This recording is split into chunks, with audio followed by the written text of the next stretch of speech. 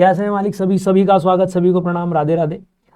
CA inter नवंबर 22 के लिए audit में अभी तक हम बहुत सारा पार्ट रिवाइज कर चुके हैं। चैप्टर नंबर 3, 4, इसके अलावा 7, 8, चैप्टर नंबर 9, चैप्टर नंबर 10, ये सब आपके कवरेज में आ चुका है। और आज हम देखने आ रहे हैं हमारा सबसे basic topic, chapter number 1, nature, objective and scope of audit. शुरुआत करते हैं बिना टाइम वेस्ट किए, क्योंकि ये रिवीजन सेशन है तो हम बिना टाइम वेस्ट के धड़ाधड़ इसको रिवाइज करेंगे। नेचर में सबसे पहला क्वेश्चन सर हमारा बेसिक, डिफाइन ऑडिटिंग। बोलो क्या लिखेंगे sir? Independent examination of financial information किसका? Sir of an entity. कैसी सर? वेदर प्रॉफिट ओरिएंटेड और नॉट। इस पे एमसीक्यू भी आ सकता है। वो क्वेश्चन पूछा था एक बार बहुत पहले भी कि ऑडिट सिर्फ प्रॉफिट ओरिएंटेड एंटिटीज का ही होता है। आपको ये डेफिनेशन लिखना है for 2 marks, irrespective of it size और legal form, with a view to express an opinion on the financial statement. Objectives कितने हैं सर? ये 2 ऑब्जेक्टिव्स हैं, इसको हमेशा याद कर लेना। ऐसे 200 ने हमेशा के लिए ऑब्जेक्टिव दे दिए हैं। ये ऑब्जेक्टिव आपको कहीं भी किसी भी आंसर में यूज हो सकते हैं। ऑब्जेक्टिव्स के लिए ऐसे 200 का नाम sir, overall objectives of the independent auditor in conducting an audit of financial statement. पहला, to obtain reasonable assurance whether, क्या लिखना है sir? Whether they are financial statement are free from MMS either due to fraud और error, so that उससे क्या होगा sir? Thereby enabling the auditor to express an opinion whether the financial statements are prepared in all material respect in accordance with applicable FRF. तो 3 important words sir, reasonable assurance, free from MMS, thereby enabling, prepared as पर applicable FRF। दूसरा, इस पर reporting करना और communicate करना इन accordance with एसे, जो भी आपकी फाइंडिंग्स है। ये 2 ऑब्जेक्टिव बेसिक हैं, एमसीक्यू में भी पूछे जा सकते हैं। थर्ड सर, स्कोप क्या होगा, एस्पेक्ट क्या होंगे? स्कोप से पहले हम एस्पेक्ट देख लेते हैं। एस्पेक्ट सर रिवर्स मैनर में देखें तो सबसे पहला आखिरी टारगेट पे जाओ, रिपोर्टिंग करना है सर। अभी हमने ऑब्जेक्टिव देखा कि क्या फाइनेंशियल स्टेटमेंट जो हमने एग्जामिन किए हैं, they do reveal a true and fair view of the state of affairs end of the P&L। इसी का इसके पहले की स्टेज में हम क्या बोले, रिपोर्टिंग से पहले सर हम स्टेचुटरी रिक्वायरमेंट कंफर्म करेंगे। इसके पहले सर 2 बातें बैलेंस शीट और P&L के लिए हो जाएगी। बोलो क्या? P&L true and fair results show कर रहा है, मतलब P&L में प्रॉफिट और लॉस वर्ड यूज करना कि रिजल्ट्स में प्रॉफिट और लॉस दोनों आते हैं। फिर वेरिफिकेशन स्टेजेस हैं, एक असेट का जो असर्शन है वो लिख देना, एक लायबिलिटी का लिख देना। कंपैरिजन करना है सर किस किस का? बैलेंस शीट और P&L का विद द जो भी रिकॉर्ड है जिसके आधार पर वो पूरा बैलेंस शीट प्रिपेयर हुआ है। और कैपिटल वर्सेस रेवेन्यू का डिस्टिंक्शन असर्टन करना है, असर्टन वर्ड ले लेना। ट्रांजैक्शन की ऑथेंटिसिटी, वैलिडिटी और अरिथमेटिकल एक्यूरेसी, इसके लिए पॉइंट अलग बना दिया, हालांकि उन्होंने वेरिफिकेशन के लिए बुक्स ऑफ अकाउंट्स। और पहली 2 स्टेज सर, सबसे पहले हम सिस्टम और प्रोसीजर से ही शुरू करते हैं कि क्या वो एडिक्वेट है, क्या वो कॉम्प्रिहेंसिव है, और साथ ही साथ एग्जामिनेशन करना इसी सिस्टम का। तो बेसिकली आप पहले रिव्यू कर लो, फिर एग्जामिन कर लो, ये देखने के लिए क्या ये बिजनेस के लिए अप्रोप्रिएट है और सारे ट्रांजैक्शन रिकॉर्ड होंगे, मतलब कुछ छूटेगा तो नहीं। तो बोलो रिवर्स मैनर में रिपोर्टिंग, फिर स्टेचुटरी रिक्वायरमेंट, फिर 1 पॉइंट P&L का, 2 पॉइंट बैलेंस शीट की, कंपैरिजन, इसके अलावा distinction between capital versus revenue. ये 2 पॉइंट हैं, ये वाउचिंग के, arithmetical accuracy, validity and authenticity of the transaction along with books of accounts. Reviewing the system adequate और कॉम्प्रिहेंसिव है, और साथ ही साथ उसी का एग्जामिनेशन, जो कि हम हमेशा FAP में करते भी हैं। अब एस्पेक्ट पढ़े तो इसको भी इजी होगा सर। सबसे पहला इस तरह से ऑडिट करना कि it should cover all the aspects of the financial statement relevant to that entity. और क्या देखूं सर? सर जब ओपिनियन बनाना है तो हमको अकाउंटिंग रिकॉर्ड्स और सोर्स डाटा में 2 बातें देखनी है। Whether the data is reliable and sufficient which is used for preparation of financial statement, ये हम देखेंगे। तो ऑब्जेक्टिव क्या था? Form an opinion. उसके लिए क्या करना पड़ेगा? रीजनेबली एश्योर होना है कि जो भी इंफॉर्मेशन है वो रिलायबल और सफिशिएंट है या नहीं।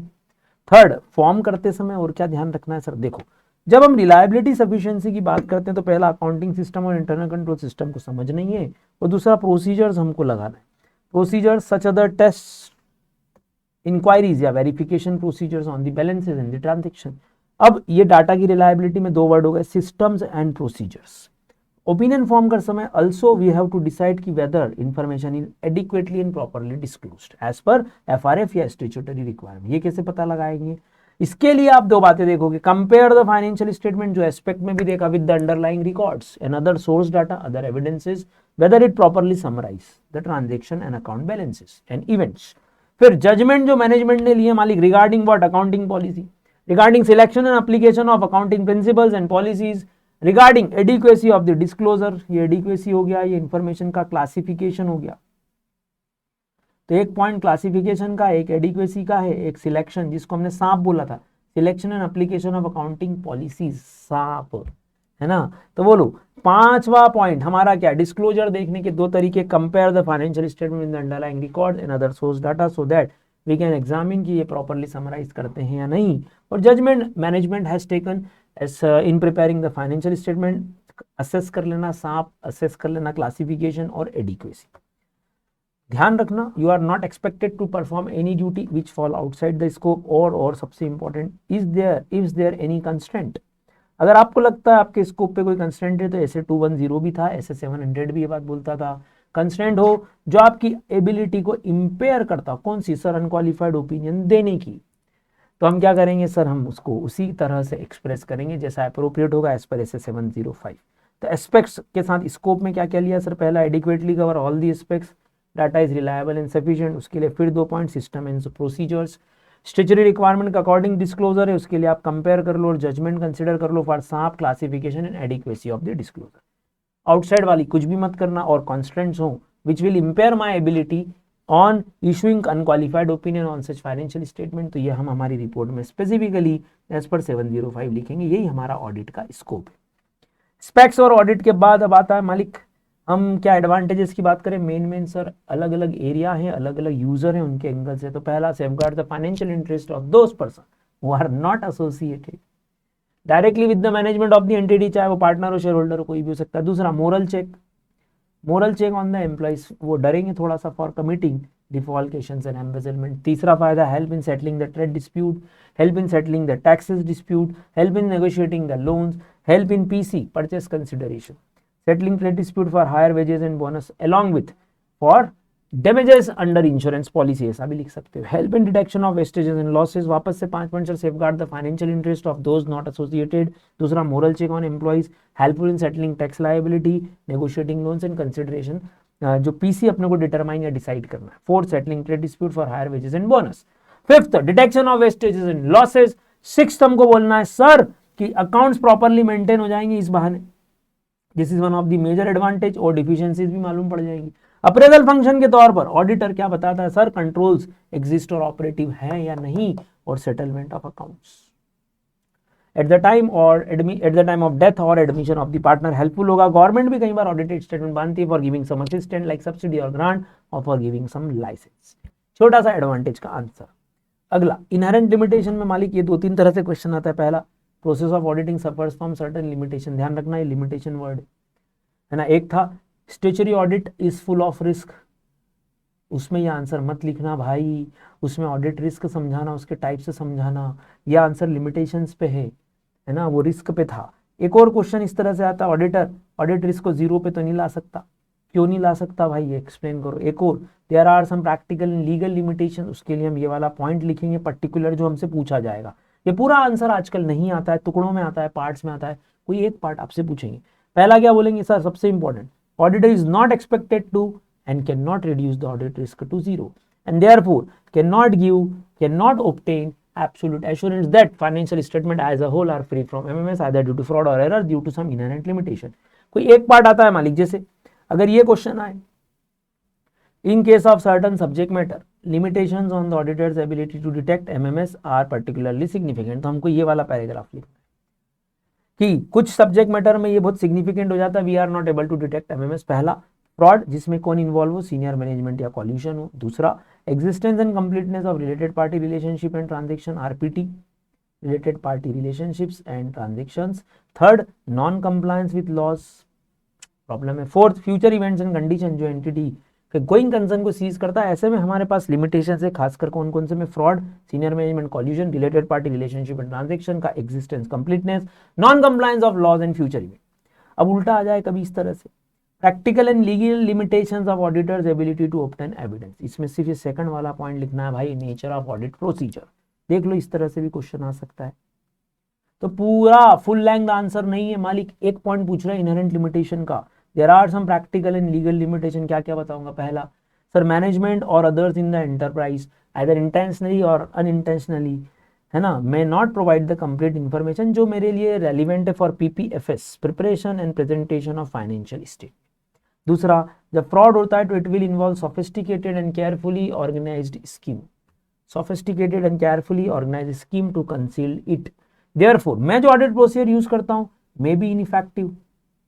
कैसे सर? एग्जाम्पल लिखना है, फिर कॉल्यूजन, डॉक्यूमेंट ही फॉल्सिफाई कर दी, है ना, बताया, ऑडिटर को बिलीव करवा दिया that the document is valid when it is not. Auditor is not an investigator मालिक, he is not an expert in authentication, he is neither trained not expected to be an expert. Third, he is not an official investigator.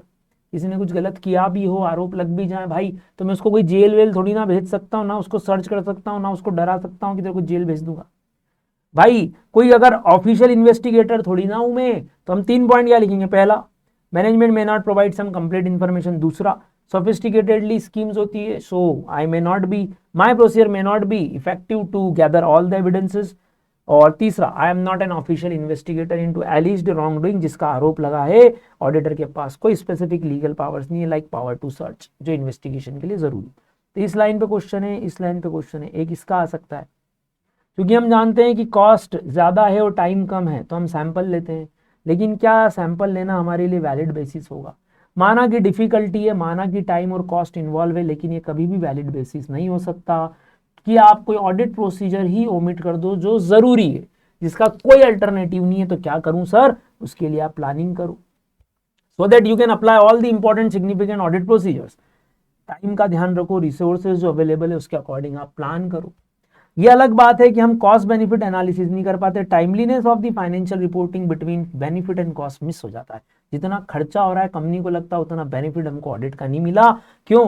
क्योंकि हम डेमिनिश over time activity करते हैं। कैसे sir? Fraud हुआ सितंबर में, हम बता रहे हैं उसको अप्रैल में, उसको लगता है इन्फॉर्मेशन इतनी पुरानी हो गई। तो we have to maintain a balance between the reliability of information and its cost. तो इस पॉइंट में उन्होंने समझाया कुछ नहीं, उन्होंने इसको वीकनेस के तौर पर नहीं समझाया कि टाइम ज्यादा है, टाइम कम है और कॉस्ट ज्यादा है ऑडिटर की। इसकी वजह उन्होंने बोला it is not a valid basis and appropriate planning should be there. पहला point sir, nature of financial reporting भी एक प्रॉब्लम है। क्यों? इसमें जजमेंट लगते हैं sir, always there are some judgement in application of accounting policies, application of significant estimates, there are some subjective decisions and degree of uncertainty जो management लेता है। देयर में भी सम एक्सेप्टेबल इंटरप्रिटेशन और जजमेंट्स, ये management का काम है। अब मैनेजमेंट अप्लाई करता है प्रिपरेशन के दौरान ये सब फ्रेमवर्क को, इन सब फ्रेमवर्क्स को इन प्रिपरेशन प्रेजेंटेशन, जैसे भी फैक्ट्स हो, सर्कमस्टेंसेस हो, उस अकॉर्डिंग आप प्रोविजन बनाते हो, उस अकॉर्डिंग आप एस्टिमेट लेते हो। तो there are some subjective decision which involve some uncertainty, और एक से ज्यादा इंटरप्रिटेशन या जजमेंट उस सिचुएशन के हो सकते हैं। तो nature of financial reporting, nature of audit procedure, timeliness of reporting and balance between benefit cost and other matters. इसमें fraud, related party, non compliance और एंटिटी टू सीज वाला कोई फैक्टर हो सकता है। कोई एक आएगा, ध्यान से देखिएगा, यहाँ प्रैक्टिकल लीगल लिमिटेशन वर्ड है और यहाँ पर in case of certain subject matter word, इससे आपको याद आ जाना चाहिए। ठीक मालिक?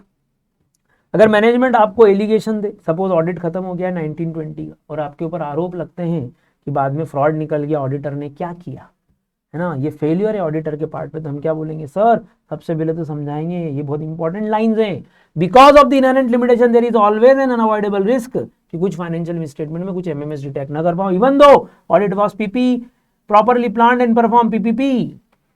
इसीलिए सब्सिक्वेंट डिस्कवरी अपने आप में क्या ये इंडिकेट करेगी कि ऑडिटर ने ऑडिट इन अकॉर्डिंग विद ऐसे नहीं किया? ना ना ना ना ना, it does not by itself indicate, मना कर दिया उन्होंने। और क्या लिखेंगे? हालांकि ये वैलिड जस्टिफिकेशन हर बार वो जरूरी नहीं है, इस लाइन से भी क्वेश्चन पूछा जा सकता है आपको, इस लाइन से क्वेश्चन बना सकते हैं कि आप हमेशा ये जस्टिफिकेशन नहीं दोगे कि भाई इनहेरेंट लिमिटेशन है, at least you should obtain persuasive audit evidence, you should not satisfied yourself with less than persuasive audit evidence. यार माना कि सीए एग्जाम टफ है, तो क्या करें? मेहनत ही ना करें? ऐसा तो नहीं होना चाहिए। ऑडिटर ने अगर कोई प्रोसीजर परफॉर्म कर लिए हैं तो आप क्या चेक कर सकते हो sir? Sufficiency and appropriateness along with suitability of report, ये हम अपने ऑब्जेक्टिव में वैसे भी चेक करते हैं। तो ये छोटा सा क्वेश्चन की बाद में डिस्कवरी हो जाए तो हम बोलेंगे there is always an unavoidable risk. Relationship में आप एक पढ़ेंगे सिर्फ, वो है ऑडिटिंग एंड बिहेवियरल साइंस, क्योंकि ये क्लोजली लिंक्ड है, क्योंकि ऑडिटर को भी इफेक्टिवली डिस्चार्ज करना है तो उसको अपनी ड्यूटीज को डिस्चार्ज करने के लिए ह्यूमन बिहेवियर का नॉलेज होना जरूरी है। कारण हम फाइनेंशियल स्टेटमेंट में फिगर्स के साथ तो डील करते ही हैं, साथ ही साथ हम बहुत सारे लोगों के साथ भी डील करते हैं। We have to deal with human beings, along with financial figure, और इंटरनल ऑडिटर के लिए ये ज्यादा होता है, इंटरनल ऑडिटर को ये ज्यादा करना पड़ता है। तो क्या करें साहब, इंटरनल कंट्रोल चूंकि पर्सनल पे डिपेंड है, आपका अच्छा सिस्टम तभी चलेगा जब ह्यूमन बिहेवियर आपका प्रॉपर हो और आपके यहाँ जो लोग हैं वो कॉम्पिटेंट और ऑनेस्ट हो। तो ऑडिटर को भी ह्यूमन बिहेवियर का नॉलेज होना जरूरी। तो 3 word closely link, human behaviour, we does not deal only with figures but also a lot of people. Internal auditor has to deal with lot of human beings rather than financial figures. और internal control चलता है लोगों के basis पे, on the basis of person और humans. अगर sound internal control चाहिए तो जिनके साथ आप काम कर रहे हो वो कॉम्पिटेंट और ऑनेस्ट होना जरूरी है। ये है कि आप याद कर सकते हैं। चलिए मालिक, और एक ये क्वेश्चन है, क्वेश्चन 11 इंपॉर्टेंट है, आप जानते हैं एंगेजमेंट स्टैंडर्ड के ऊपर अगर एमसीक्यू आता है या ट्रू फॉल्स आता है, ध्यान रखना एंगेजमेंट स्टैंडर्ड में सिर्फ ऐसे नहीं आते, ऐसे के अलावा एसआरईज, एसएई और एसआरएस भी आते हैं। 2002 में जो ऑडिटिंग प्रैक्टिस कमेटी है उसने auditing and assurance standard board को कन्वर्ट करा, और अब क्या हुआ, इंटरनेशनल ट्रेंड्स के साथ हम मैच कर रहे हैं। और SQC1 जो है क्वालिटी कंट्रोल का, उसने भी यही बोला कि एंगेजमेंट स्टैंडर्ड में ये 4 चीजें आती है। सबसे पहला एसएस, जो कि हिस्टोरिकल फाइनेंशियल इंफॉर्मेशन पे लग रहा है, जिसमें हम रीजनेबल एश्योरेंस देते हैं, भाई ध्यान रखना। SRE ये रिव्यू है हिस्टोरिकल फाइनेंशियल इंफॉर्मेशन का। SAE का क्या लिखना है, SAE में हम बोलेंगे हम standard on assurance engagement deal कर रहे हैं अदर देन हिस्टोरिकल, हिस्टोरिकल को छोड़ के अदर देन हिस्टोरिकल है, ये ध्यान रखिएगा। और SRS क्या है, रिलेटेड सर्विसेज, जो कि एग्रीड अपॉन प्रोसीजर है, जो क्लाइंट ने अपने से बोला सिर्फ उतना ही प्रोसीजर लगाने का, उतने ही रिलेटेड सर्विसेज देने का, जैसे कंपाइलेशन एंगेजमेंट्स का ये केस है। बोलो भाई, क्लियर है ना। तो ये 4 अलग अलग क्वेश्चन है, एसएस, SRE, SAE और SRS पे। 2 नए पॉइंट और ऐड कर रहे हैं, ऑडिट और रिव्यू का डिफरेंस आपको ध्यान रखना है। Audit is a reasonable assurance engagement, इसका ऑब्जेक्टिव है reduction in assurance engagement risk to an acceptably low level in the circumstances of the engagement. तो हमारा यहाँ काम क्या है सर, रीजनेबल एश्योरेंस देना। However review is a limited assurance engagement, then रखना है ये रीजनेबल एश्योरेंस है, ये लिमिटेड है, LR है, लिमिटेड रिव्यू है, और इसका टारगेट क्या है, reduction in risk so that the engagement is acceptable in the circumstances. बस इस बात को ध्यान रखना। यहां पर क्या था, to an acceptably low level in the circumstances of the engagement, जबकि लिमिटेड रिव्यू में क्या हो रहा है, हम एश्योरेंस एंगेजमेंट रिस्क को कम कर रहे हैं to a level that is acceptable as per that circumstances. SS किस लिए सर, ऑडिट, जिसमें हम क्या देना है, रीजनेबल एश्योरेंस देना, जबकि रिव्यू क्या है सर, हिस्टोरिकल फाइनेंशियल इंफॉर्मेशन के लिए, जिसमें हम लिमिटेड एश्योरेंस एंगेजमेंट देंगे। एसएस के एग्जांपल तो बहुत सारे हैं, एसआरई के 2 एग्जांपल ध्यान रखें, एसआरई 2400, एसआरई 2410, ये नया पार्ट ऐड हुआ है, आप इसको पढ़ के जाइएगा। Engagements to review historical financial statement and review of interim financial information perform by internal auditor of the entity, ये 2 हमको याद करने पड़ेंगे। सिमिलरली एक डिफरेंस और, historical financial statement and prospective financial statement में क्या क्या है। Prospective based on assumptions that may occur in the future and possible actions जो एंटिटी लेगा वो आपका प्रोस्पेक्टिव फाइनेंशियल इंफॉर्मेशन आइदर में B it may be in the form of forecast और सम प्रोजेक्शंस और कॉम्बिनेशन ऑफ बोथ। जबकि historical तो sir हमारी कौन सी इंफॉर्मेशन है जो already expressed in financial terms, derived कहां से, ये सर एंटिटी के अकाउंटिंग सिस्टम से, किस बारे में बताता है, about economic event that have occurred in the past, either economic condition, economic events और सर्कमस्टेंसेस जो हो चुके हैं कहाँ, पास्ट में, जबकि ये कहाँ हो रहा है, ये फ्यूचर में हो रहा है। तो it is rooted in the past, एक डिफरेंस है लिखना, और एक लिखना ये फ्यूचर इवेंट्स। इसके एग्जांपल 3 पॉइंट हो गए हमारे पास, 3 पॉइंट, पहला डेफिनेशन, सेकंड ये, और तीसरा ये। इसके example 3400 SAE examination of prospective financial information, SAE 3420 assurance engagements to report on the compilation of proforma of financial information including a prospectus के नाम ध्यान रख लेना। तो ये नई चीज जोड़ी ICAI ने। एक और SRS standards on related service, ये स्टैंडर्ड्स भी लगाए जा रहे हैं to perform some agreed upon procedures like individual items of a financial data, suppose debtor, suppose creditor, suppose purchase, suppose a part of balance sheet और even a complete set of financial statement. तो SRS में आप engagement में वही perform करोगे जो agreed हुआ है रिगार्डिंग सम फाइनेंशियल इंफॉर्मेशन के 2 SRS के नाम, engagement to perform agreed upon procedure regarding financial information and compilation engagement 4400 4410। ये 3 नए क्वेश्चंस आपको ध्यान रखने पड़ेंगे, ये नया एड ऑन किया है ऑडिट। एक है ऑडिट एंड रिव्यू, इसका छोटा सा डिफरेंस, ऐसे हिस्टोरिकल और प्रोस्पेक्टिव का डिफरेंस, और SRS क्या होता है। ये 3 का आप और ध्यान रखना। Other than what, other than आपका एंगेजमेंट स्टैंडर्ड जो आपने यहाँ लिखे, ये तो लिख ही लिया हमने। क्या एसेज मैंडेटरी, छोटा सा क्वेश्चन, अगर 5 मार्क्स में आता है या 4 मार्क्स में आता है तो 4 बातें लिखना। पहले तो ऑडिट की डेफिनेशन आती है, लिखना it is the duty of the members to ensure, ये मैंडेटरी है भाई कि ऑडिट करते समय you have to follow the information covered by your reports. तीसरा, अगर फॉलो नहीं हुआ तो if you are not able to perform audit in accordance with SAs, draw the attention कि क्या क्या डिपार्चर हुए भाई, क्या क्या फॉलो नहीं कर पाए। और ध्यान रखना all standards are mandatory from the date mentioned and it is obligatory for them. 4 step define mandatory if not followed in date of application. Statements और गाइडेंस नोट का छोटा सा डिफरेंस क्या क्या लेंगे, देखो ध्यान से। स्टेटमेंट्स और इनके पर्पस क्या है, पर्पस देखो। स्टेटमेंट का पर्पस होता है for securing compliance by members on matters जो कि कैसे हैं सर, क्रिटिकल है for the discharging of the function by a chartered accountant, so they are mandatory. Guidance note कैसे हैं sir, to provide guidance to members which may arise in the course of their professional nature, so guidance note are recommendatory in nature। इसमें सिर्फ आप assistance मांग रहे हो, हालांकि कभी कभी गाइडेंस नोट भी वो क्या कर सकते हैं, मैंडेटरी कर सकते हैं। तो स्टेटमेंट और गाइडेंस नोट पे इसका पर्पस जरूर लिख के आना। सॉरी। अगेन एथिकल रिक्वायरमेंट्स, अगर आता है एथिकल रिक्वायरमेंट बताओ। एथिकल रिक्वायरमेंट में हमारे पास है integrity, objectivity, PCDC, professional competence and due care, confidentiality, professional behaviour, independence of mind and character. Integrity, objectivity, PCDC, professional competence and due care, confidentiality, professional behaviour and independence of mind and character. अब इस पे थोड़ा सा add on और हुआ है, ये add on देख लेते हैं हम। एड ऑन क्या, देखो इंटीग्रिटी को उन्होंने किन किन मेन वर्ड से समझाया, आप थोड़ा बहुत याद करें। ये एड ऑन करा उन्होंने कि इंटीग्रिटी किसको बोलेंगे sir, auditor should be straight forward and honest in all his professional and business relationship, he should be fair dealing, truthfulness. बोलो तो straight forward, honest, fair dealing, truthfulness, not associated with any of the reports return जो materially false हो सकती है या misleading statement हो सकते हैं। ऑब्जेक्टिविटी को क्या लिखोगे sir, he should not compromise his professional judgement because of some biasness, because of some conflict of interest और because of some undue influence of others. तो हम मान लेंगे कि हम ऑब्जेक्टिव है। बोले तो APJ, auditors professional judgement compromise मत करना।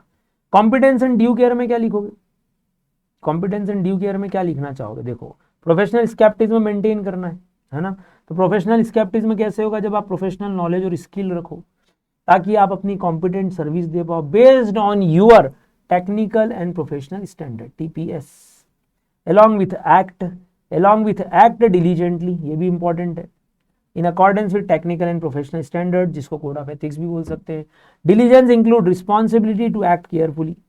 तो बोलो professional competence and due care में क्या क्या है sir, auditor attains and maintain his professional knowledge and skill at the level required as per the service जो मांगी गई है, based on your current technical and professional standards, along with legislation and act diligently। diligent मतलब क्या, responsibility to act carefully, thoroughly and on a timely basis। confidentiality sir, respect the confidentiality, client की information जो आपने acquire की during your professional or business relationship, you have to respect that information। Professional behaviour sir, comply with relevant laws, avoid any contact जो आपकी profession को क्या लाए, discredit bring करे।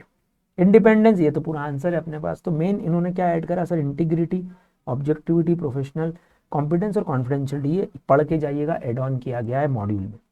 Straight forward, honest, fair dealing, truthfulness, misleading statement avoid करें, कोई भी ऐसी इंफॉर्मेशन ना दें, रेकलेसली ना दें। ऑब्जेक्टिविटी, एपीजे कॉम्प्रोमाइज नहीं होनी चाहिए। Professional competence and due care with professional knowledge and skill, professional service provide की जाए as per current technical and professional standard, should be diligent, should follow legislation technical professional standards के according. Confidentiality, respect the confidentiality gained acquired in professional और business relationship. चलिए मालिक, तो ये question और छोटा सा यहाँ के खत्म होता है। तो अभी तो ये क्या था, अभी तक देखो ये 6 पॉइंट थे सिर्फ। अब उसमें वो किसी एक को एक्सप्लेन करने का बोल सकते हैं, 2 मार्क्स 3 मार्क्स, हर एक पे 2-2 लाइन आप लिख सकते हैं, हर एक पे 2-2 लाइन आप आराम से भी लिख सकते हैं। अगर ये 6 मार्क्स का क्वेश्चन है तो आप यहाँ से शुरू कर सकते हैं आंसर। बोला तो क्या है, देखो हमारे लिए क्या गया है, auditor shall comply with all the relevant requirement including those pertaining to independence. Relevant ethical requirement किसने दी, इस्बा कोड ने दी है। कोड क्या बोलता है, फंडामेंटल प्रिंसिपल डालता है हमारे लिए। तो इस्बा का फुल फॉर्म क्या, code of ethics for professional account, ये इस बार कोड है। इंटीग्रिटी, ऑब्जेक्टिविटी, प्रोफेशनल कॉम्पिटेंस पे 2 लाइन लिखना, confidentiality, professional wear, independence of mind और कैरेक्टर, तो बहुत इंपॉर्टेंट क्वेश्चन है, हम लिख ही रहे हैं। Independence of auditor should not only exist in fact but also appear to exist, दोनों बातें बोल रहा है, होना भी चाहिए और लोगों को दिखना भी चाहिए, दोनों बातें बोली गई है। बोलो, होना भी चाहिए और लोगों को दिखना भी चाहिए, तो क्या लिख के आओगे सर? पहला definition, guidance note of ICI बोलता है independence of auditor, independence means judgement of a person is not subordinate, judgement of a person is not subordinate to the wishes और डायरेक्शन ऑफ अदर्स। कौन other? Who might have engaged in. तो condition of mind as well as personal character, दोनों की ये बात करता है। It should not be confuse with any superficial और विजिबल स्टैंडर्ड ऑफ इंडिपेंडेंस। तो बोलो क्या बोलना है? Condition of mind as well as personal character, दोनों cover. Code of ethics for professional accountant, जो किसने इशू किया था? आईएफएसी ने, उसको इन्हीं दोनों को समझाया है। इंडिपेंडेंस ऑफ माइंड क्या होती है सर? एक ऐसी स्थिति, एक ऐसी स्टेट ऑफ माइंड जिसमें प्रोविजन हो जाता है एक ओपिनियन का without being influenced by others. ध्यान रखना, that permits the provision of an opinion. Language strict है, यही लिखना पड़ेगी। यस मेरे दोस्तों, थोड़ा सा याद करना पड़ेगा। बोलो, state of mind that permits provisioning of an opinion, कैसा opinion? Without being affected by influences, okay. Allowing an individual to act with integrity, exercise objectivity and professional scepticism, तो आईओपी। मेंटल स्टेट, अब appearance क्या sir? आप ऐसा कोई भी fact या circumstance मत होने देना, उनको अवॉइड करना जो आपकी इंटीग्रिटी पे डाउट रेस करे, आपकी ऑब्जेक्टिविटी पे डाउट रेस करे। कोई थर्ड पर्सन बोल दे कि ऑडिटर ने अपनी इंटीग्रिटी कॉम्प्रोमाइज कर ली, तो क्या लिखना? Avoidance of any facts and circumstances that are so significant, छोटा मोटा फैक्ट नहीं, बहुत ही सिग्निफिकेंट फैक्ट है, जिससे कि एक थर्ड पार्टी रीजनेबली क्या कर लेगी? कंक्लूड कर लेगी that auditor's integrity, objectivity, professional scepticism has been compromised. इसीलिए बोला गया ऑडिटर का independence should not only exist in fact, actually तो होना ही चाहिए, but also appear to exist to all such reasonable person, दिखना भी चाहिए। उसी को समझाना हो तो ये लाइंस और ऐड कर सकते हैं। बोलो भाई, ठीक है। तो ये इंडिपेंडेंस का छोटा सा आंसर आराम से आप लिख सकते हैं, एग्जैक्ट जाने देना, इसमें चेंज मत करना। State of mind that permits the provision of an opinion without being affected by influences, कैसे? Allowing an individual to act with integrity, objectivity, professional scepticism. और ये लाइन मन से लिख सकते हैं जो हमने पहले भी पढ़ी, straightforward, honest and sincere, should not be allow prejudice and bias to override his project. बस बहुत ही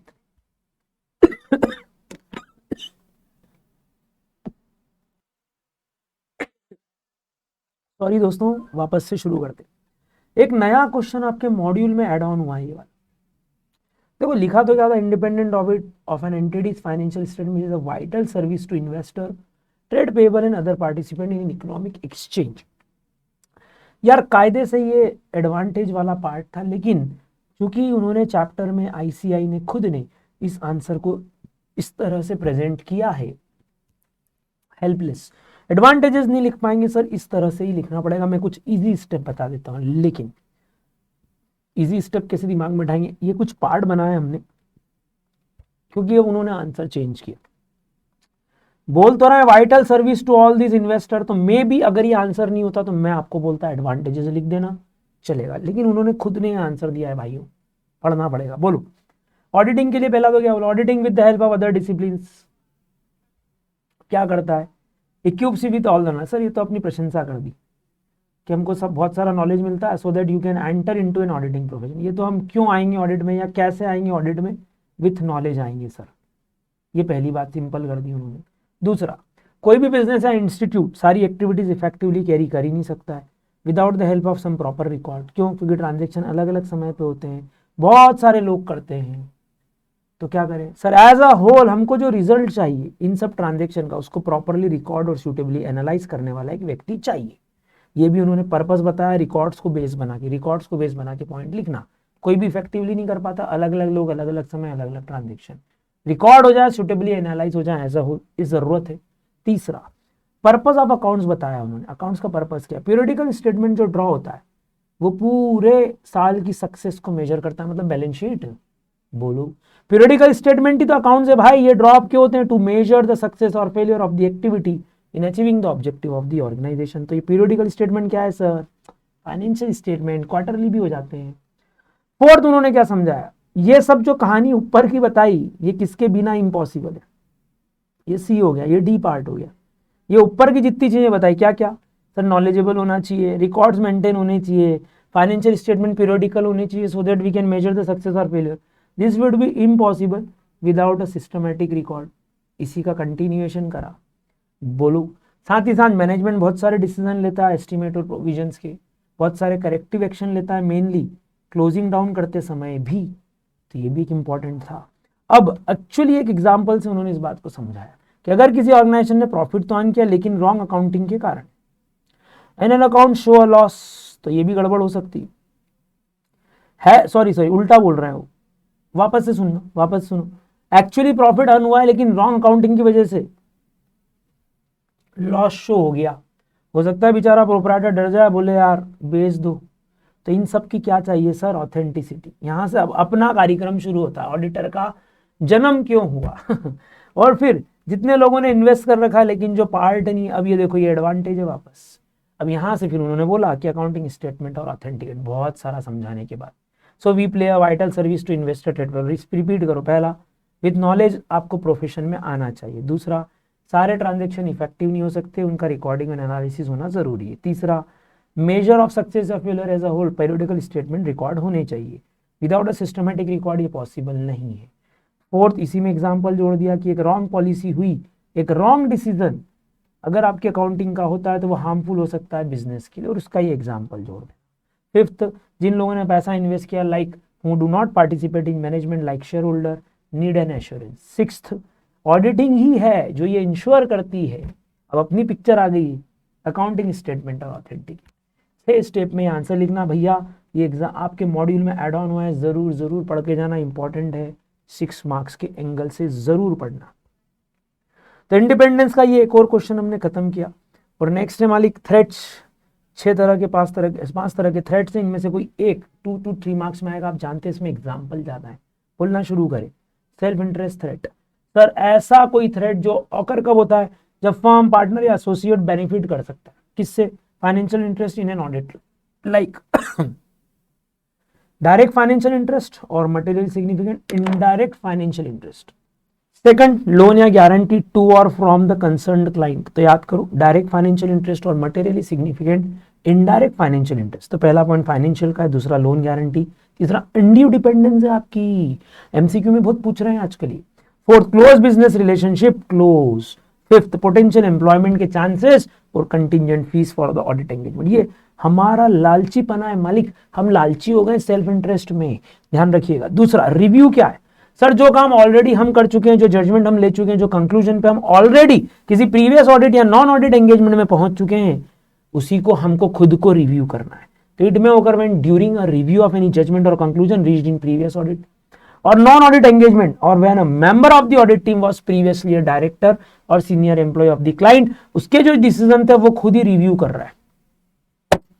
तो क्या करें, एक तो डायरेक्टर वाला एग्जांपल लिख देना, और जो भी ऑडिटर ने सर्विसेज दी वो भी सब्जेक्ट मैटर ऑफ ऑडिट हो जाए, तो फिर ये सेल्फ रिव्यू थ्रेट अराइज होता है। मतलब अपने ही किए हुए काम को हम खुद ही एग्जामिन कर रहे हैं।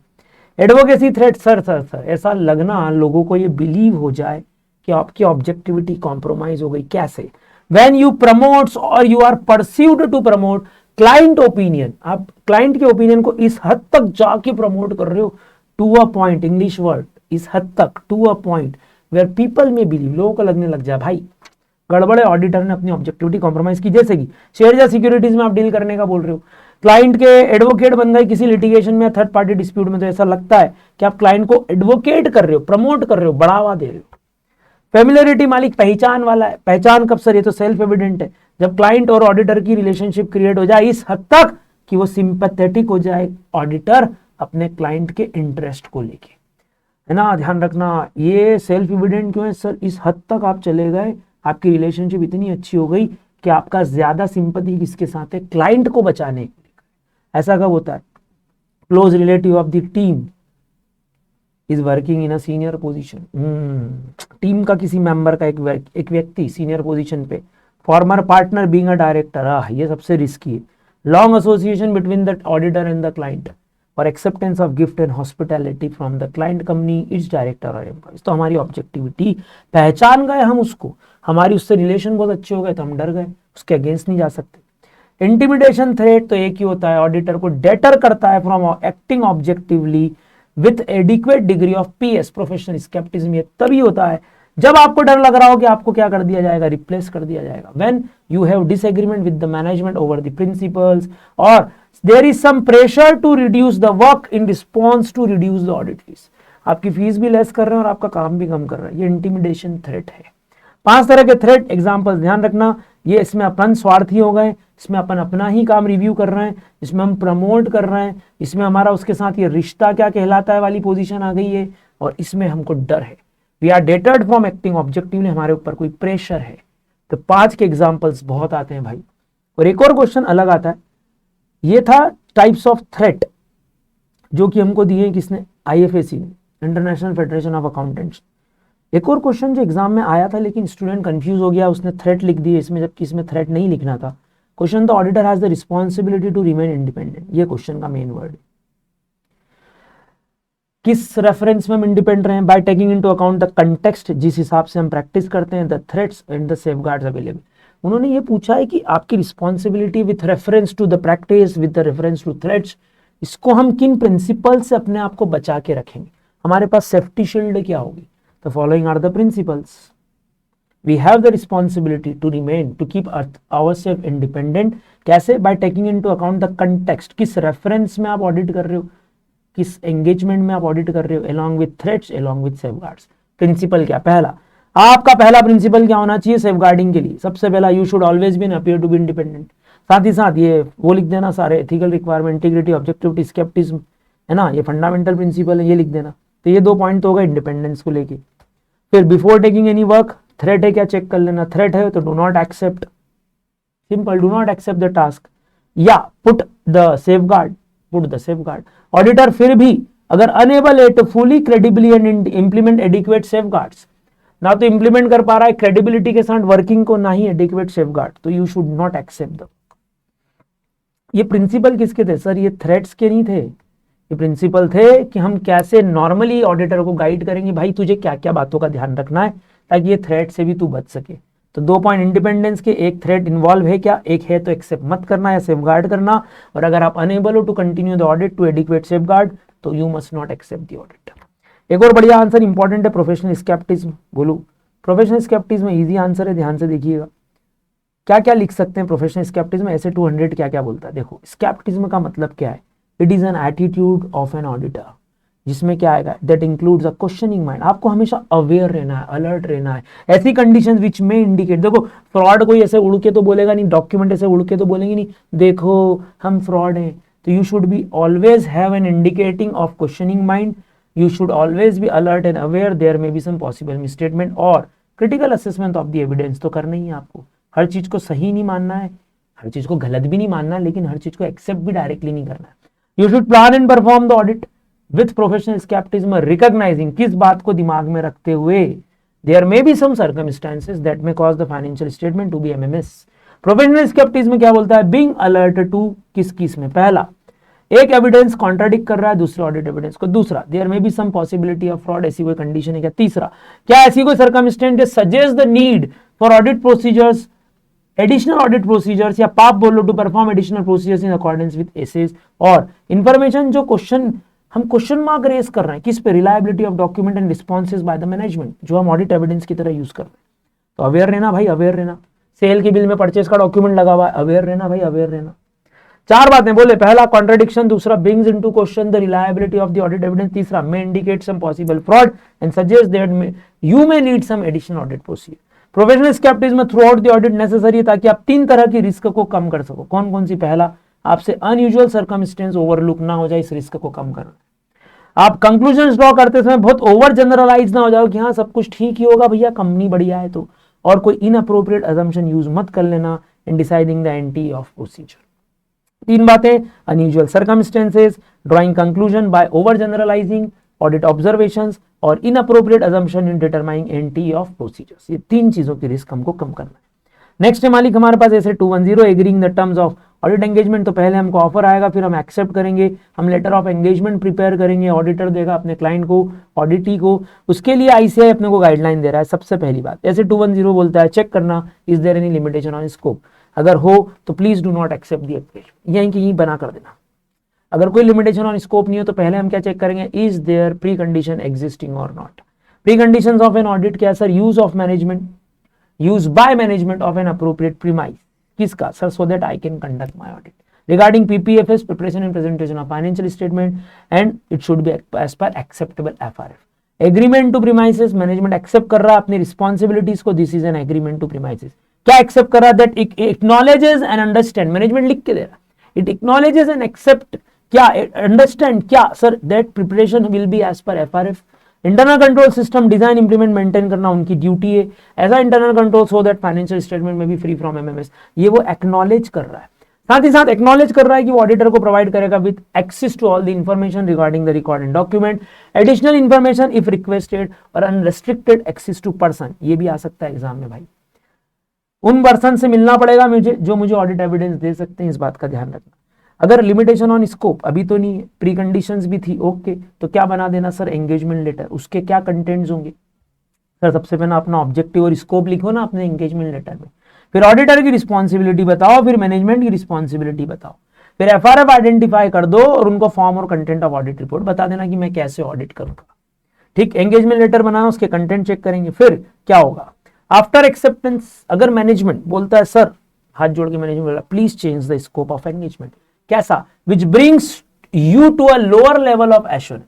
अच्छा, ऑडिटर से रिक्वेस्ट की जा रही है to change the scope of engagement which brings to a lower level of assurance, तो क्या देखें सर, अपन रीजंस पूछेंगे, why, appropriateness and justification for doing so, हमको पूछना है क्या क्या रीजंस हो सकते हैं सर, मैनेजमेंट ऐसी रिक्वेस्ट क्यों कर रहा है, CIC, there may be some change in circumstance that may need service to be revised, there may be a misunderstanding as to the nature of the audit, there may be some restriction on scope which is imposed either by management or either by circumstances, so management is requesting you to change the scope। तीन reason बोलो भैया, CIC change in circumstances which requires need for services to be amended, misunderstanding as to the nature of the audit, and restriction in scope imposed by management or imposed by circumstances, that's why they are requesting you to change the scope। आपको justify लग रहा क्या, carefully consider करना है the reasons given by the management, particularly restriction का हमारे scope पे क्या इंप्लीकेशंस होगा लीगली और हमारे ऑब्लिगेशंस पे और कॉन्ट्रैक्चुअली हमारे ऊपर क्या इंप्लीकेशंस आएंगे, इसको चेक करना। अगर आपको लगता है उनके रीजन जस्टिफिकेशन है, रीजनेबली जस्टिफाइड है, we will issue a revised engagement letter और उसी के आधार पर हम रिपोर्ट देंगे। ध्यान रखना ऐसे में ओरिजिनल लेटर का कोई रेफरेंस आपकी रिपोर्ट में नहीं आना चाहिए, ना लल्ला ना, डू नॉट रेफर प्रोसीजर जो ऑलरेडी परफॉर्म हुए हैं या ओरिजिनल एंगेजमेंट लेटर के बारे में कोई डिस्कशन मत करना। If you find that there is no reasonable justification for changing the scope, do not agree with the management and request the management to remove the limitation. If auditor is not permitted to continue, management फिर भी remove नहीं कर रहा है, तो you have two options, पहला withdraw from the engagement और दूसरा टू रिपोर्ट अप्रोप्रिएट अथॉरिटी, उसमें अपना ऑब्लिगेशन डिटरमाइन करना, whether before withdrawing weather is there any obligation to report to appropriate authority as per any legal or statutory or contractual obligation. बोलो भैया हाँ या ना। एक नई चीज ध्यान रखिएगा, कौन से वो फैक्टर होंगे ये देखने के लिए कि क्या एफआरएफ एक्सेप्टेबल है, कैसे डिसाइड करूंगा, हाउ आई विल डिटरमाइन कि जो भी फाइनेंशियल रिपोर्टिंग फ्रेमवर्क है वो एक्सेप्टेबल है, उसके लिए कौन से फैक्टर्स जज करना पड़ेंगे। पहला देखना पड़ेगा sir nature of entity profit oriented है कि एनपीओ, ये एक नया आंसर है, याद करके जाना। दूसरा पर्पस ऑफ फाइनेंशियल स्टेटमेंट, अच्छा whether they meet the need of some common users or some specific user, उससे तय करना कि वो एफआरएफ एक्सेप्टेबल है या नहीं है। तीसरा the nature of financial statement, whether it is a single set और complete set of financial statement. Fourth applicable FRF जो प्रिस्क्राइब किया गया लॉ रेगुलेशंस के द्वारा, उसको भी चेक करना पड़ेगा so that we can determine whether the FRF is acceptable. ये एक नया पॉइंट उन्होंने जोड़ा, एक छोटा सा 2 मार्क्स के लिए। बोलो 4 point, nature of entity, purpose of financial statement, nature of financial statement and applicable FRF prescribe by law या रेगुलेशन। ये हेल्प करेंगे हमको डिसाइड करने में वेदर एफआरएफ इज एक्सेप्टेबल, क्योंकि हम उनसे लिखवा भी यही रहे हैं, मैनेजमेंट से लिखवा ही रहे हैं कि आप जो भी preparation and presentation of financial statement करोगे वो उस एफआरएफ में करना जो हमारे लिए क्या हो, acceptable. How I will decide कि एफआरएफ एक्सेप्टेबल है, यानी 4 फैक्टर बोलते जाए कौन कौन से। पहला nature of entity, purpose of financial statement, nature of financial statement and law and regulations. बोलो मालिक, प्री कंडीशन मैंने आपको पढ़वा दी। ऑडिट एंगेजमेंट लेटर बोलो, engagement letter is a letter issued by the auditor to the auditee, ये definition होगी, है ना। ध्यान रखना, it is important both for the auditor and client कि वो पहले ही nature of the engagement clear कर ले, रिड्यूस इन राइटिंग कर ले, स्कोप सेट कर ले। कंटेंट बोलो एंगेजमेंट लेटर की हमने पढ़ ली, objective, scope, responsibility of the auditor, responsibility of the management, reference to the expected form and content of any report and identification of the applicable FRF for PPFS. बोलो भाई, अगर कोई law या regulation sufficiently detail में terms दे दे तो we will not record them in written agreement except, ध्यान रखना, फॉर द फैक्ट, ये लाइन लिख देना बस एंगेजमेंट लेटर में कि लॉ या रेगुलेशन ऑलरेडी अप्लाई हो रहा है हमारे ऊपर और मैनेजमेंट इस बात को एक्नॉलेज और अंडरस्टैंड कर रहा है, हम वापस से फिर फुल एंगेजमेंट लेटर नहीं देंगे। ये एमसीक्यू में भी आ सकता है। एक और क्वेश्चन था, it is not mandatory to send a new engagement letter every time, yes but there may be some time required to send a new engagement letter. ऐसी कौन सी सर्कमस्टेंस है जिसमें आपको एक नया लेटर देना पड़ सकता है? तो वो केस किसका है सर? Recurring audit.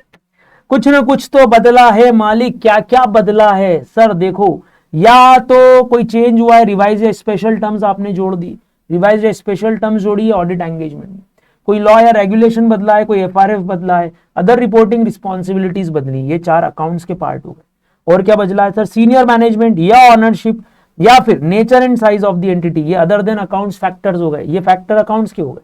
और एक इंडिकेशन की मिसअंडरस्टैंडिंग हुई थी एंटिटी और हमारे बीच में regarding some objective and scope, तो you may issue a new engagement letter. Whereas हम नॉर्मली क्या बोलते हैं, हम असेस करेंगे, is there any circumstance that engagement letter is to be revised, is there any need to remind the entity of their existing terms.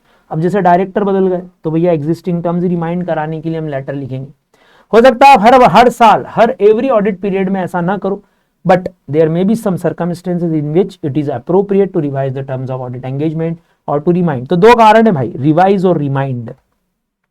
Change बोलो sir, special in revise terms, law या regulation, applicable FRF, other reporting responsibility, indication की misunderstanding हो गई है, objective और scope में, senior management change हुआ है, ऑनरशिप चेंज हुई है, नेचर और साइज।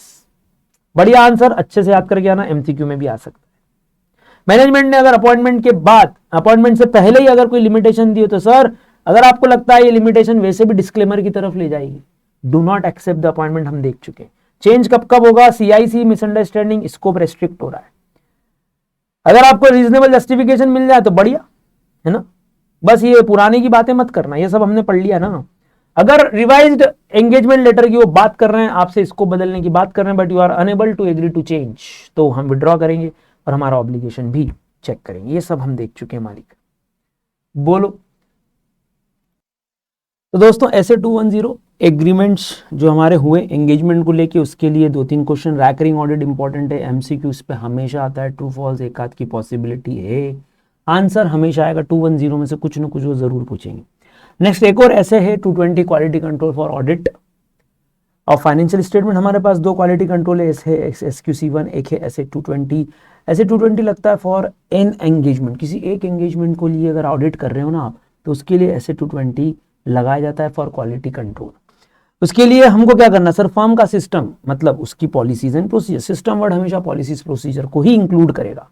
6 अलग अलग बातें। पहला, लीडरशिप रिस्पॉन्सिबिलिटी ले भाई कोई, जैसे engagement partner, ethical requirement comply करें, acceptance and continuance of client relationship, human resource, फिर परफॉर्मेंस दें और आखिरी में इन पॉलिसीज की मॉनिटरिंग करें। तो ये 4 पार्ट हैं। उसके बाद ये 5th और फिर 6th है। कैसे सर? ये 4 पार्ट अपने पॉलिसीज प्रोसीजर में कंट्रोल करूँ, तब जाके अच्छा एंगेजमेंट परफॉर्मेंस हो पाएगा, इसकी पॉलिसीज प्रोसीजर डिजाइन होंगी। और आखिरी में ये जो पॉलिसीज प्रोसीजर हैं, ये सिर्फ एक ऑडिट पे करना है, हर ऑडिट पे सर, हर ऑडिट पे करवाना है, तो आपको इसके लिए क्या करना पड़ेगा? मॉनिटरिंग भी करना पड़ेगा। ऐसे 220 क्या बोलता है? Engagement partner shall take the responsibility, ये उसको जो असाइन हुआ है उसी की रिस्पॉन्सिबिलिटी है। आपसे पूछा जा रहा है what are the actions that will be taken by an engagement partner. तो पहला पॉइंट आ गया सर हमारा, leadership responsibility for quality of audits. कौन लेगा सर? ईच ऑडिट असाइनमेंट पे वो जिस पार्टनर को असाइनमेंट दिया गया है वही एंगेजमेंट पार्टनर होगा। He will take the he shall take the responsibility for that engagement. क्या करेगा सर वो? सर एक्शंस जो भी होंगे engagement partner plus team members के, वो रिस्पॉन्सिबिलिटी लेंगे for overall quality and they will emphasize on following 3-4 factors. पहला, they will comply with professional standards, legal and regulatory requirements, LRR। दूसरा, compliance with firm's quality control policies, जिसको QCP बोलेंगे हम, and procedures. तीसरा, issuance of appropriate audit report and audit opinion. Fourth, engagement team की ability that the team will raise their concerns, their doubts without any fear. ये था ए वाला part. B में था क्वालिटी इज वेरी इसेंशियल. ये सबको समझ में आ जाना चाहिए, ये फैक्ट सबको मालूम पड़ जाए, इसके ऊपर आप एम्फेसाइज करना बोलते जाएं. Professional legal compliance, policy control, appropriate report, engagement team concerns without fear raise कर पाए, quality essential. Who is engagement partner? He is the partner or other person in the firm who is responsible for the audit of engagement and its performance and for its report also that will be issued on behalf of the firm, and who has the appropriate authority from any legal or professional or regulatory body. सिर्फ उसी को हम engagement partner बनाएंगे. दूसरा था sir हमारा ethical requirement. ये तो हमको मालूम है सब, integrity, objectivity, professional competence and due care, professional behavior, independence का concept बोलो ना, कॉन्फिडेंशियलिटी, ये सब हमारी एथिकल रिक्वायरमेंट है. Along with independence, independence of mind, independence of character या अपीयरेंस, ये सब हमको इसमें समझाना. तीसरा एलिमेंट है एक्सेप्टेंस करने से पहले किन किन बातों का हमको ध्यान रखना. देखो, Mister Ram an engagement partner who wants to take decision किस बारे में, whether he should accept and continue an audit engagement. तो what information he should obtain before accepting that engagement. एक और एनी फॉर इंफॉर्मेशन आपको मेंशन करनी which will help the auditor in accepting और continuing the relationship. ये रिश्ता हमको continue करना है, रिश्ता हमको एक्सेप्ट करना है क्या क्लाइंट के साथ, कैसे होगा. देखो, एंगेजमेंट पार्टनर को कौन सी इंफॉर्मेशन हेल्प करेगी, कौन सी ऐसी सर्कमस्टांसेस होंगी जो हेल्प करेगी, whether to continue an existing agreement and whether to accept a new engagement. तो इंफॉर्मेशन के 4 फैक्टर थे, लेकिन थोड़ा सा आपको इंट्रोडक्शन में क्या लिखना है, engagement partner should be satisfied there are some appropriate procedures in the firm regarding the acceptance and continuance of the client relationship and engagement that have to be followed. क्या इंफॉर्मेशन आपको लेनी है, SQC1 बोलता है कि following information will be helpful, will assist the auditor in deciding whether to accept an audit and whether to continue an existing relationship. पहला sir integrity of the principal owner management and TCWG, उनकी integrity अभी भी है क्या. Second, engagement team competent to perform है क्या, whether they are competent to perform and has the necessary capability, time and resources, CTR. तो PCTR बोलेंगे इसको. थर्ड, क्या एंगेजमेंट टीम और फर्म कंप्लाई करती है ऑल द रेलिवेंट रिक्वायरमेंट. और फोर्थ, कोई भी significant matter which have arisen during the current और प्रीवियस ऑडिट एंगेजमेंट, जो आपको सोचने पे मजबूर कर रही है कि क्या रिलेशनशिप कंटिन्यू की जाए, वेदर टू कंटिन्यू और नॉट. तो पहला इंटीग्रिटी, दूसरा competent to perform along with CTR, capability, time and resource of the team. Third, firm और उसकी टीम क्या कंप्लाई कर पा रही है एथिकल रिक्वायरमेंट को. और फोर्थ, सारे significant matter which arise during the current और previous audit and their implications on the relationship. बोलो भाई, ये एक्सेप्टेंस और कंटिन्यूएंस का था. तो अगला क्वेश्चन आता है सर, टीम मतलब ह्यूमन रिसोर्स होना बहुत जरूरी है, उनके लिए पॉलिसीज प्रोसीजर बनाओ. आपकी फर्म में ऐसी पीपी होना चाहिए, पॉलिसीज प्रोसीजर होने चाहिए, सो दैट आपके पास ये रीजनेबली एश्योरेंस रहे कि मेरे पास ये ह्यूमन रिसोर्स है that is capable, competent and committed, ताकि वो एंगेजमेंट परफॉर्म कर पाए. बोलो भाई, तो आपके पास पॉलिसीज प्रोसीजर में क्या क्या इश्यूज का ध्यान रखना है. सुनो सुनो सुनो, सफिशिएंट पर्सनल होने चाहिए, बात हम देख ही रहे हैं. सफिशिएंट पर्सनल होने चाहिए एंगेजमेंट टीम में, या ह्यूमन रिसोर्स होना चाहिए with competency, capability and commitment to ethical requirement. इसके लिए पर्सनल पॉलिसीज में क्या देखो, 4C, 3P और एक R. 4C बोलो, capability, competence, career development, compensation का आप फैक्टर ध्यान रखना. These are some personal issues that have to be followed in the firm. Competency, capability, career development और कंपनसेशन पूछता है वो. 3P, performance evaluation, promotion and personal needs. और एक R जो है रिक्रूटमेंट. इन इश्यूज को आप एड्रेस कर लो तो आपके पास जो इंडिविजुअल्स आएंगे वो कॉम्पिटेंट, कैपेबल और कमिटेड होंगे. ये हमारी पॉलिसीज प्रोसीजर्स का पार्ट है. अब क्या करें सर, हमको कंसिस्टेंटली क्या ध्यान रखना है कि quality of the audit maintained रहे. तो देखो क्या करना है, through it's policies and procedure firm क्या कोशिश करती है, firm seeks to establish some consistency in the performance of the qualitative audit. हम जो परफॉर्मेंस दे रहे हैं, एंगेजमेंट परफॉर्मेंस दे रहे हैं, वो कैसा हो, क्वालिटेटिव हो. What policies and procedure firm should establish to conduct engagement performance in accordance with professional and quality standards and statutory requirement. Question में चेंज है थोड़ा सा, है ना. ये क्वेश्चन जो था ह्यूमन रिसोर्स पे था, ये क्वालिटेटिव ऑडिट पर है. क्या लिखना है, बोलो बोलो क्या करना है, बोलो बोलो बोलो. सबसे पहला ये पॉलिसीज प्रोसीजर्स, क्यों क्यों ये चाहिए सर? आपको ऐसी पीपी एस्टेब्लिश करना है so that you can be reasonably assure that जितने भी आपके एंगेजमेंट्स हैं they are performed in according with PS and RLR, और जो भी रिपोर्ट इशू हो रही है that are appropriate in the circumstance. ये इसके लिए आपको पॉलिसीज प्रोसीजर्स आइडेंटिफाई करने, एस्टेब्लिश करने। इससे क्या होगा सर? हम कंसिस्टेंसी तय कर पाएंगे दैट हम कोई भी, हम छोटा ऑडिट करें बड़ा ऑडिट करें, क्लाइंट छोटा हो बड़ा हो, किसी भी तरह का एंगेजमेंट हो, वो हमेशा क्वालिटेटिव जाए। इसके लिए फर्म्स क्या कर सकती है सर? दे में have some written or electronic manuals or some software tools or some standard formats of audit। कौन कौन से मुद्दों को आपको ध्यान रखना है क्वालिटेटिव ऑडिट को करने के लिए? पहला, क्या आपने ये जो एंगेजमेंट टीम रखी ना भाई, ये एंगेजमेंट टीम ही काम करती है देखो अपना। तो सबसे इंपॉर्टेंट क्या है? सबसे इंपॉर्टेंट है कि क्या हमने हमारी टीम को प्रॉपरली सुपरवाइज, स्टाफ ट्रेनिंग और कोचिंग दी, उसकी प्रोसेस है क्या हमारे यहाँ? फिर क्या कंप्लाई हुए एंगेजमेंट स्टैंडर्ड, ये पूछे क्या हमने हमारी टीम को ब्रीफिंग दी कि हमारा ऑब्जेक्टिव और स्कोप क्या है? तो 3 पॉइंट तो, या 2 पॉइंट तो टीम का बोलो, ये 2 तो टीम का बोलो, एक और एक, ये 2 टीम के बारे में sir. Briefing along with understanding of the objective, supervision, training and coaching of the team, इसकी कोई प्रोसेस है क्या? तो क्वालिटेटिव ऑडिट ऑब्वियसली होगा। कंप्लाइंग विद द स्टैंडर्ड्स, फिर appropriate documentation along with the timing and extent of review, क्या आप review करते हो, सुपरवाइज करते हो, और process to give of the policies and procedures to be operating. Policy तो बना दी, ऑपरेटिंग है ही नहीं क्वालिटेटिव, तो लफड़ा हो जाएगा। आखिरी स्टेज, आखिरी एलिमेंट हमारे पास जो था वो था सर, इन पॉलिसीज प्रोसीजर्स को, फर्म की पॉलिसीज प्रोसीजर्स को आप बना तो दोगे so that you may always give some qualitative audit, लेकिन मॉनिटरिंग करना पड़ेगी, मॉनिटरिंग करना पड़ेगी भाई। एंगेजमेंट पार्टनर मॉनिटरिंग प्रोसेस भी चेक करेगा फर्म की, नेटवर्क फर्म की, और मॉनिटरिंग के दौरान if you come to notice some deficiencies, वो जो अफेक्ट करती हो, उन सब का रिजल्ट्स कंसीडर करना है। मॉनिटरिंग क्यों? सबसे इंपॉर्टेंट, हमको ये तो बहुत नॉर्मल बात है कि देखो एस्टेब्लिश करो ऐसी पॉलिसीज और प्रोसीजर जो रीजनेबल एश्योरेंस दे कि हमने जो ऑडिट किया वो क्वालिटी कंट्रोल में है, एंड दैट पॉलिसीज और प्रोसीजर्स जो क्वालिटेटिव ऑडिट करने के लिए है, that policies and procedures are relevant, are adequate, are operating effectively and complied with in actual practice. आपने पॉलिसीज तो बना दी, आपकी टीम फॉलो ही नहीं कर रही। तो देखो हमारा काम क्या है, हम ये पर्पस क्या करना चाह रहे हैं, मॉनिटरिंग क्यों करूं, लगातार इन पॉलिसीज को क्यों वॉच करूं? सर हर क्वालिटेटिव ऑडिट करने की इच्छा है ना मेरी, तो मॉनिटरिंग तो करना पड़ेगी। कैसे? With compliance with PS, regulatory requirement and legal requirement. Evaluate करो भाई, मॉनिटरिंग करो कि सारी पॉलिसीज और प्रोसीजर्स हैं क्या, so that we can evaluate की कंप्लायंस हो रही है, so that we can evaluate की जो क्वालिटी कंट्रोल सिस्टम हमने बनाया था, it is designed, it is effectively implemented.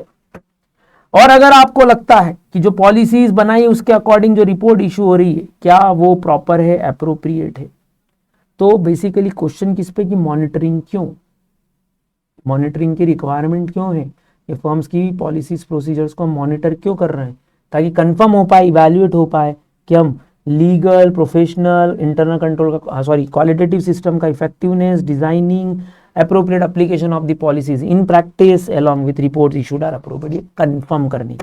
तो हर ऑडिट एंगेजमेंट आपका क्वालिटेटिव हो, उसके लिए मॉनिटरिंग प्रोसेस भी जरूरी है। ये 3 छोटे छोटे से पॉइंट थे। एक था कि मान लो, एक छोटा सा क्वेश्चन बहुत पहले आया था कि एक पार्टनर, उसकी डेथ हो जाती है, आप इसको 22 भी ले सकते हैं। After completing the routine work, mister Y जो कि उसी फर्म का अनादर पार्टनर है, उसने उन फाइनेंशियल स्टेटमेंट पे सीधे साइन कर दिया without reviewing the work of mister x जिसकी डेथ हो गई है। वाई ने काम को रिव्यू भी नहीं किया, है ना, ध्यान रखना ये इस तरह का क्वेश्चन है। तो क्या लिखना, सर किसी और ने काम अगर परफॉर्म किया है तो हम कितना रिलाई करेंगे, है ना। तो एज पर ऐसे 220 an engagement partner taking over an audit during the engagement में apply the following review procedure. भैया बहुत जरूरी है, एक्स ने क्या काम किया, वाई, एक्स और उसकी टीम ने, पूरी एंगेजमेंट टीम ने क्या काम किया, उसके असिस्टेंट्स ने क्या काम किया।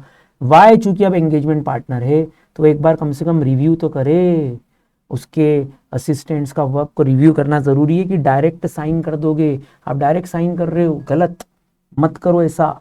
तो क्या करे सर, रिव्यू करो। क्या देखूंगा सर रिव्यू में, पहला जो वर्क परफॉर्म हुआ वही अपने स्टैंडर्ड्स के अकॉर्डिंग हुआ है क्या, मन से लिख दे। दूसरा, क्या कोई प्रोसीजर्स रिव्यू करने की जरूरत है, nature, timing of extent of work perform, support the conclusions reached and appropriately documented, जो भी काम हुआ है वो आपके कंक्लूजन्स और आपके डॉक्यूमेंटेशन में आ रहा है, एविडेंस सफिशिएंट है, अप्रोप्रिएट है फॉर ऑडिट रिपोर्ट। ये मन से लिखना। बोलो क्या क्या लेंगे सर? हम कम से कम ये तो ले ही सकते हैं कि work should be as per PS, LR और RR, professional standard, legal requirement, regulatory requirement, कोई सिग्निफिकेंट मैटर रेज हुआ क्या, कोई कंसल्टेशन की रिक्वायरमेंट है क्या, वाई, ये सब चेक करेगा। कंसल्टेशन लेना, उसका डॉक्यूमेंटेशन कर देना। Need to revise some anti of procedure, work जो परफॉर्म हुआ क्या वो कंक्लूजन जिस पर हम पहुंच रहे हैं इट सपोर्ट्स दैट कंक्लूजन, और हमारे पास सफिशिएंट अप्रोप्रिएट ऑडिट एविडेंस है रिपोर्टिंग के लिए, और हमारा ऑब्जेक्टिव मैच हुआ है। तीन बातें तो बहुत आराम से लिख सकते हो, क्योंकि कंक्लूजन है तो एविडेंस है और हमारा ऑब्जेक्टिव मीट आउट होना ही चाहिए। तो ध्यान रखना, whenever you delegate some work to another you are continuing to be responsible for forming and expressing an opinion. आपके असिस्टेंट्स लायबल नहीं है, आप लायबल हो।